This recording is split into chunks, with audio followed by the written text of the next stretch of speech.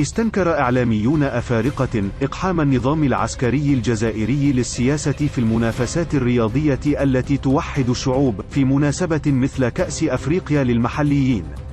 وندد الإعلامي الكيني كولينز أوكينيو بما أقدمت عليه السلطات الجزائرية من إقحام للسياسة في حفل كروي تنظمه الكونفدرالية الإفريقية لكرة القدم بتسخير حفيد مانديلا لمهاجمة المغرب ووحدته الترابية. وقال الإعلامي الكيني في تغريدة على حسابه بتويتر: لا يجب السماح لتعبيرات سياسية معادية مثل هذه في مناسبات رياضية، يجب توفير أجواء هادئة للسلام والصداقة بين الشعوب وليس السياسة.